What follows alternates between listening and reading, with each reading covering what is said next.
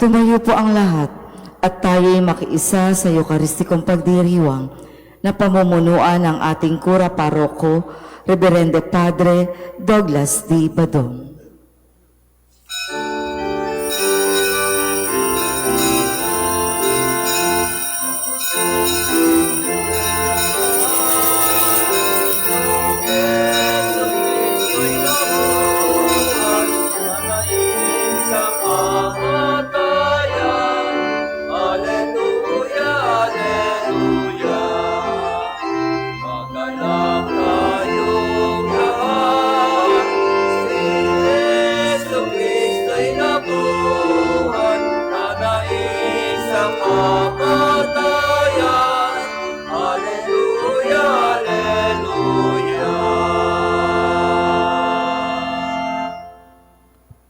Sa ngalan ng Ama at ng Anak at ng Espiritu Santo, Amen. ang pagpapala ng ating Panginoong Hesukristo, ang pag-ibig ng Diyos Ama, at ang makikipagkaisa ng Espiritu Santo naway sa inyong lahat. At sumayo rin.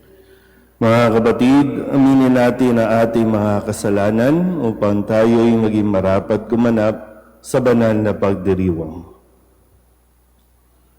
Inaamin ko sa mga pangyarihang Diyos at sa inyo mga kapatid, na lubha akong nagkasala sa isip, sa salita at sa gawa, at sa aking pagkukulang. Kaya isinasamo ko sa mahal na Birheng Maria, sa lahat ng mga anghel at mga banal, at sa inyo mga kapatid, na ako'y panalangin sa Panginoong ating Diyos. Kaawaan tayo ng makapangyarihang Diyos, patawarin tayo sa ating mga kasalanan, at patnubayan tayo sa buhay na walang hanggan. Amen. Panginoon, kaawaan mo kami. Panginoon, kaawaan mo kami. Kristo, kaawaan mo kami. Kristo, kaawaan mo kami. Panginoon, kaawaan mo kami. Panginoon, kaawaan mo kami.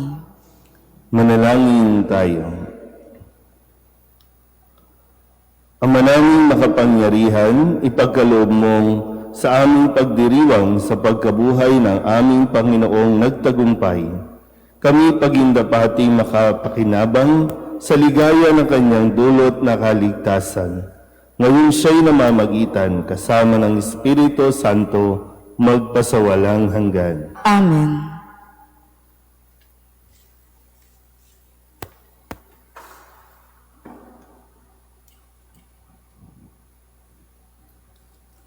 Pagbasa mula sa mga gawa ng mga apostol. Noong mga araw na iyon, ang mga mananampalataya ay nagkahiwa-hiwalay dahil sa pag-uusig na nagsimula ng patayin si Esteban.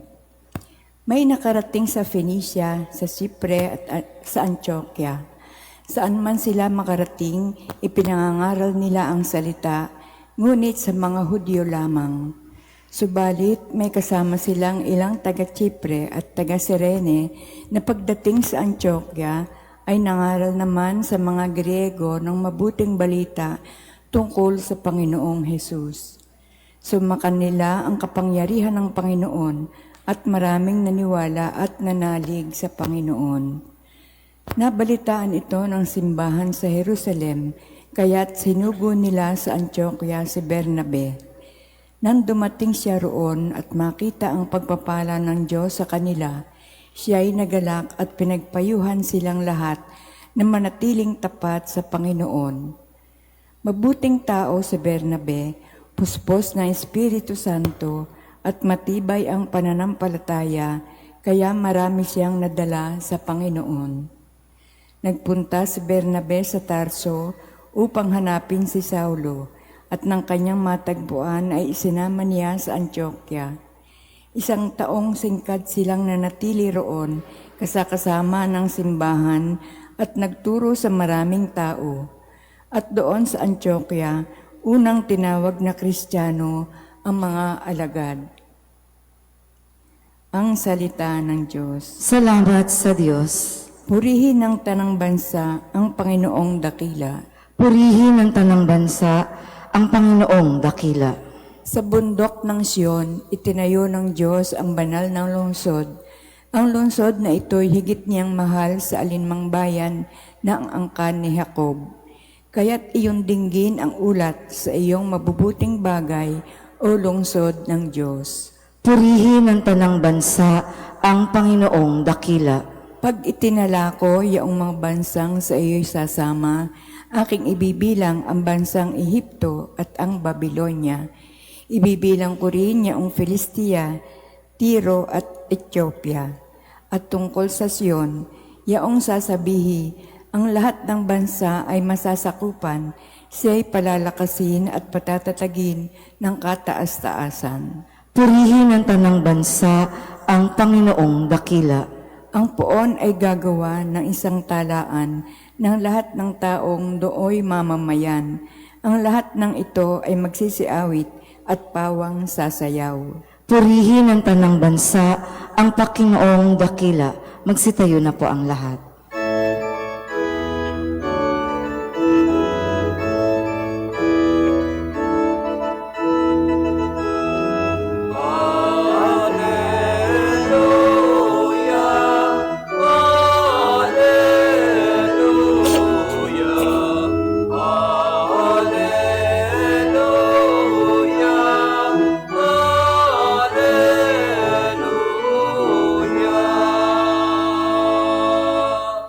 Ang tinig ko'y pakikinggan ng kabilang saking kawan, ako'y kanilang susundan.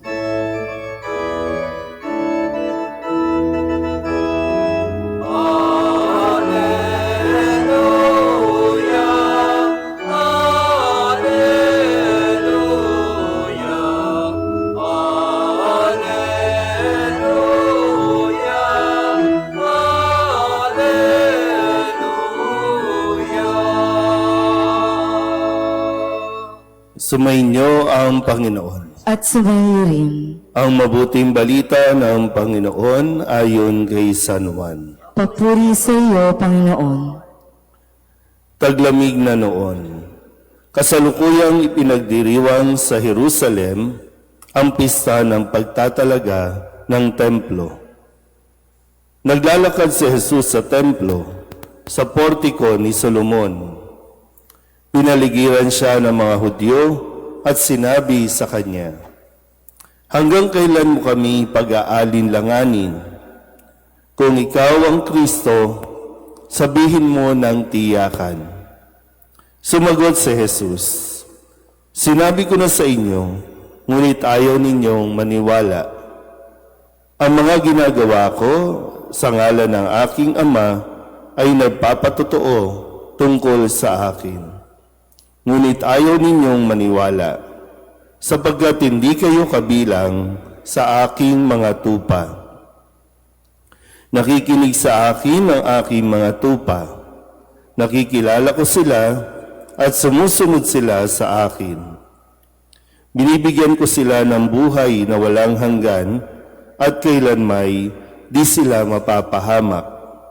Hindi sila maagaw sa akin ninuman.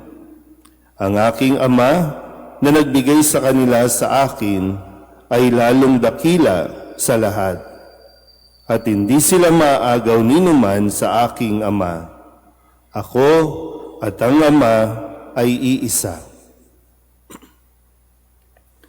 Ang mabuting balita ng Panginoon. Pinupuri ka namin, Panginoong Hesukristo. Isang magandang umaga po sa inyong lahat. Ngayon po ay Martes sa ika-4 na linggo ng Pasko ng Pagkabuhay at pangatlong beses o pangatlong araw natin naririnig ang pagpapakilala ni Jesus bilang isang mabuting pastol at kung ano ang ugnayan ng isang mabuting pastol at ng mga tupa na ngayon sa ating ebanghelyo siya ay muling tinatanong at hinihingi sa kanya ng hayagan na sabihin na agad kung siya nga ba ang Kristo, pero sadyang ayaw nilang tanggapin at ayaw nilang pakinggan. Kaya muli, sabi dito, nakikilala ko ang aking mga tupa sapagkat nakikinig sa akin ang aking mga tupa at nakikilala ko sila.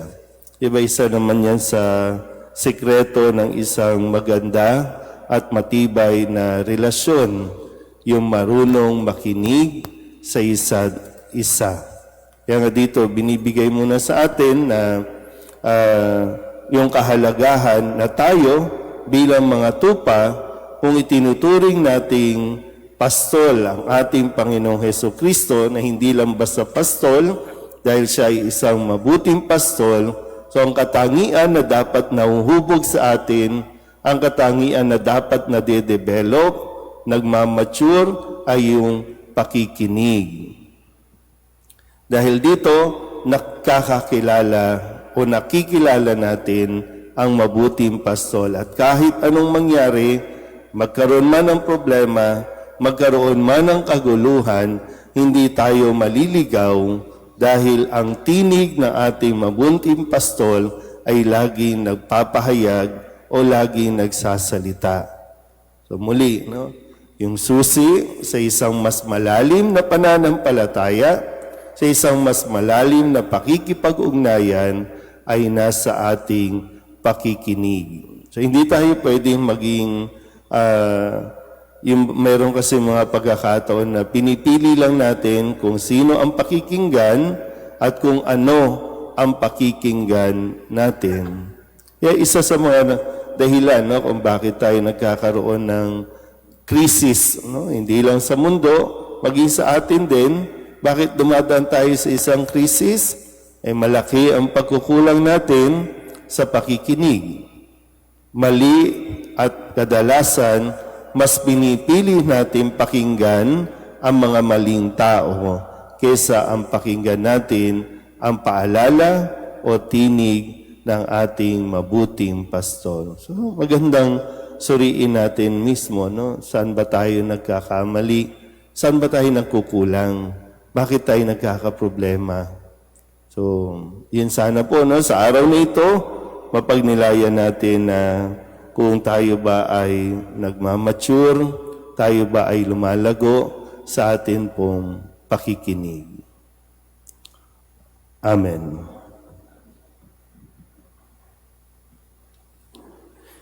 Pinagkakalooban ng Diyos ng buhay na walang hanggan ng mga tupang kabilang sa kanyang kawan. Manalangin tayo sa Ama, taglay ang pagtitiwala na hindi tayo mawawalay sa kanyang pangangalaga. Ang ating pong itutugon, Panginoon, dinggin mo ang aming panalangin. Panginoon, dinggin mo ang aming panalangin. Ang Santo Papa at mga obispo, naway maging mga tunay na pastol sa pamamagitan ng pag-akay sa kanilang kawan, sa luntiang pastulan. Manalangin tayo sa Panginoon. Panginoon, dinggin mo ang aming panalangin. Ang mga nalihis sa landas ng kabutihan, naway maakay pabalik sa kawan ng Panginoon.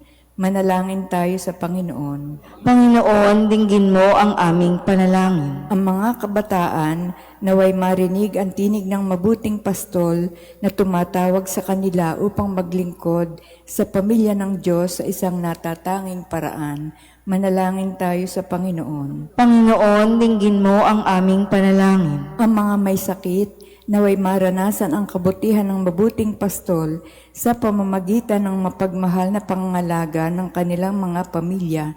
Manalangin tayo sa Panginoon. Panginoon, dinggin mo ang aming panalangin. Ang mga napayapa, naway akayin ni Kristo, ang mabuting pastol, upang sila ay makarating ng ligtas sa tahanang walang hanggan.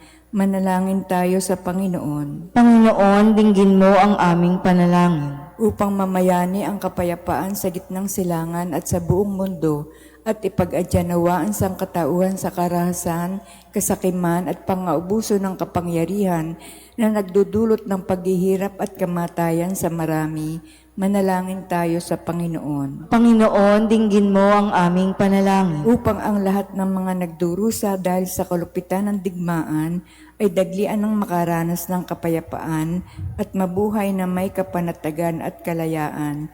Manalangin tayo sa Panginoon. Panginoon, dinggin mo ang aming panalangin. Idulog din natin sa Panginoon ang ating mga personal na kahilingan at mga panalangin para sa ating mga pamilya, kasama din ang mga kahilingan ng mga nanonood sa online. Lahat ng mga misang pasasalamat, special na intensyon, agarang paggaling ng mga may sakit, ang lahat ng mga kaluluwa na inihiling na ipagdasal sa misang ito. Ang lahat ng ito hinihiling namin sa ngalan ni Kristo, aming Panginoon. Amen.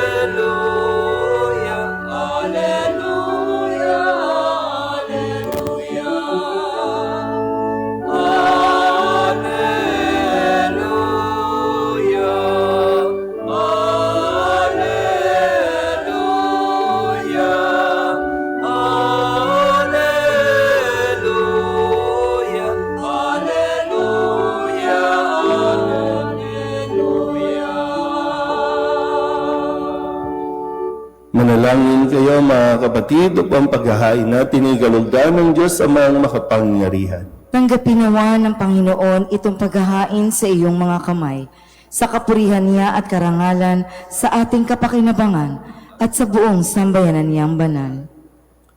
Ama naming lumikha, ipagkaloob mong kami ay laging magalak sa pagdiriwang ng Pasko ng pagkabuhay ng iyong anak upang ang ginagawang patuloy na pagsagip sa amin ay maging sanhi ng aming ligayang walang maliw sa pamamagitan niya kasama ng Espiritu Santo magpasawalang hanggan. Amen. Sumainyo ang Panginoon. At sumayo rin. Itaas sa Diyos ang inyong puso at diwa. Itinaas na namin sa Panginoon. Pasalamatan natin ang Panginoong ating Diyos. Marapat na siya ay pasalamatan. Ama naming makapangyarihan, tunay ngang marapat na ikaw ay aming pasalamatan. Ngayong ipinagdiriwang ang paghahain ng Mesiyas, ang maamong tupa na tumubos sa aming lahat.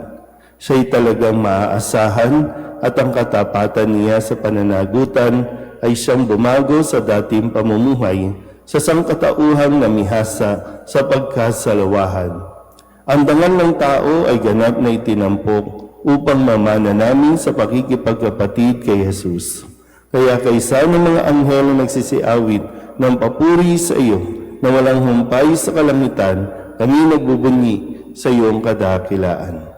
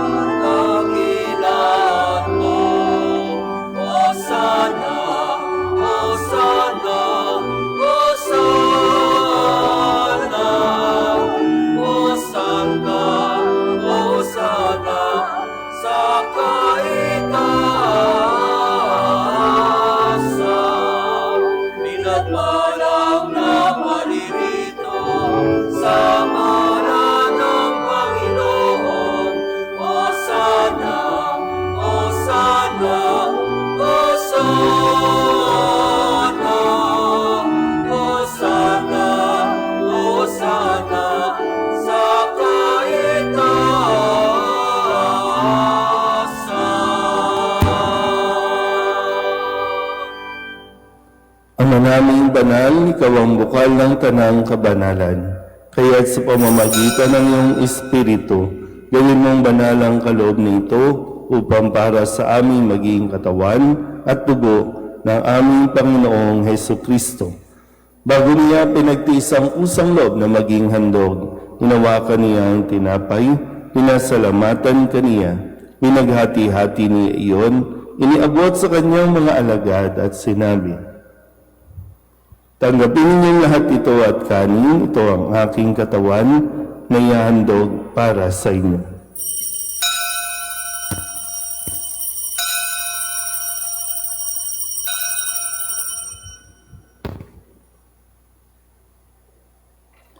Gayun din naman nang matapos ang hapunan, inawakan niya ang kalis, muli kaniyang pinasalamatan, inabot niya ang kalis sa kanyang mga alagad at sinabi, "Tanggapin ninyong lahat ito at inumin. Ito ang kalis ng aking dugo, ng bago at walang hanggang tipan. Ang aking dugo na ibubuhos para sa inyo at para sa lahat, sa pagpapatawad ng mga kasalanan. Gawin ninyo ito sa pag-alaala sa akin."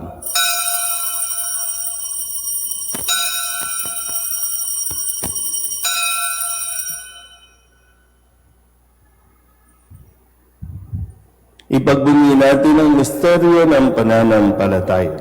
Si Kristo'y namatay, si Kristo'y nabuhay, si Kristo'y babalik sa wakas ng panahon. Ama, ginagawa namin ngayon ang pag-alaala sa pagkamatay at muling pagkabuhay ng iyong anak. Kaya tiniaalay namin sa iyo ang tinapay na nagbibigay buhay at ang kalis na nagkakaloob ng kaligtasan. Kami nagpapasalamat dahil kami iyong minarapat na tumayo sa harap mo para maglingkod sa iyo. Isinasamo namin kami magsasalo-salo sa katawan at dugo ni Kristo ay mabuklod sa pagkakaisa sa pamamagitan ng Espiritu Santo. Amalingapin mo ang iyong simbahang laganap sa buong daigdig. Puspusin mo kami sa pag-ibig kaysa ni Leon na aming Papa at ni Jose na aming Obispo at ng Tanang Kaparian. Alalahanin mo rin ang mga kapatid namin na himlay na may pag-asang sila'y muling mabubuhay, gayon din ang lahat ng mga pumanaw. Kaawaan mo sila at patuloyin sa iyong kaliwanagan. Kaawaan mo at pagindapating kaming lahat na makasalo sa iyong buhay na walang wakas. Kaysa ng mahal na Birhen Maria na ina ng Diyos, ng kabiyak ng puso niyang si San Jose.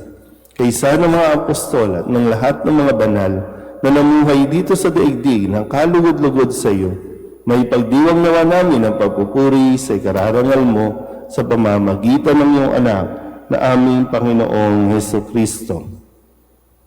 Sa pamamagitan ni Kristo, kasama niya at sa Kanya, ang lahat ng parangal at papuri ay sa iyo, Diyos Amang makapangyarihan, kasama ng Espiritu Santo, magpasawalang hanggan.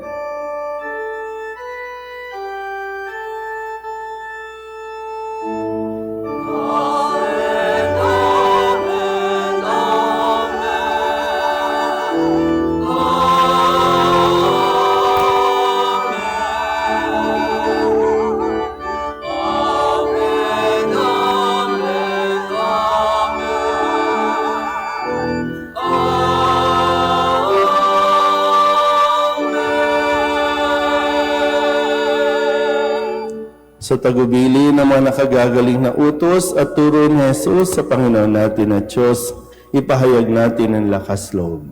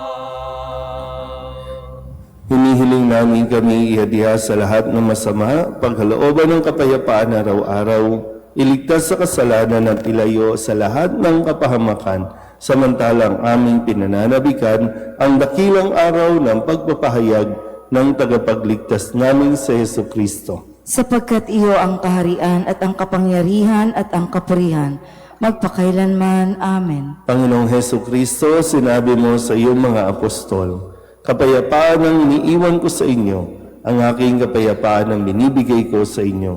Tunghayin mo ang aming pananampalataya at huwag ang aming mga pagkakasala. Pagkalooban mo kami ng kapayapaan at pagkakaisa ayon sa iyong kalooban kasama ng Espiritu Santo magpasawalang hanggan. Amen. Ang kapayapaan ng Panginoon ay laging sumainyo. At sumayo rin. Magbigayan po tayo ng kapayapaan sa isa't isa.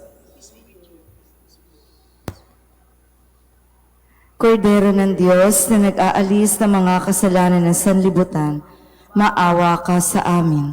Kordero ng Diyos na nag-aalis ng mga kasalanan ng sanlibutan, maawa ka sa amin. Kordero ng Diyos na nag-aalis ng mga kasalanan ng sanlibutan, ipagkaloob mo sa amin ang kapayapaan. Ito ang kordero ng Diyos. Ito nag-aalis ng kasalanan ng sanlibutan. Mapalad ang mga inaanyayahan sa kanyang piging. Panginoon, hindi ako karapat-dapat na magpatuloy sa iyo, ngunit sa isang salita mo lamang ay gagaling na ako.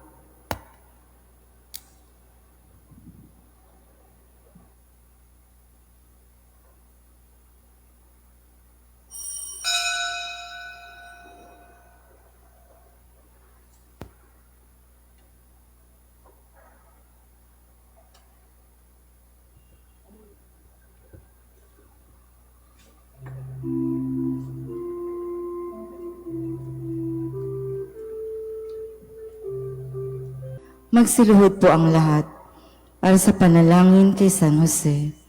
Abang tagapangalaga ng tagapagligtas, kabiyak na puso ng mahal na Birheng Maria, sa iyo ipinagkatiwala ng Diyos ang kaisa-isa niyang anak. Sa iyo nagtiwala si Maria, sa piling mo si Kristo'y naging tao. Maging ama ka rin sa amin, pinagpalang Jose, at gabayan mo kami sa landas ng buhay. Ihingi mo kami ng biyaya, awa at tapang, at ipagtanggol kami sa lahat ng masama. Amen. Magsitayo na po ang lahat. Manalangin tayo. Ama naming mapagmahal, ang aming mga pagluhog ay iyong pakinggan para sa pagkakamit ng iyong tulong sa amin araw-araw at para sa pagkakaloob ng ligayang walang katapusan na pawang idinutulot ng banal na pakikinabang sa pagdiriwang ng pagpapalitan ng iyong bigay at aming alay sa pamamagitan ni Hesu Kristo kasama ng Espiritu Santo magpasawalang hanggan. Amen. Sumainyo ang Panginoon. At sumayo rin. At pagpalain kayo ng makapangyarihang Diyos, Ama at Anak, at Espiritu Santo. Amen. Tapos ang banal na misa, humayo tayo sa kapayapaan ni Kristo. Salamat sa Diyos. Magandang umaga po.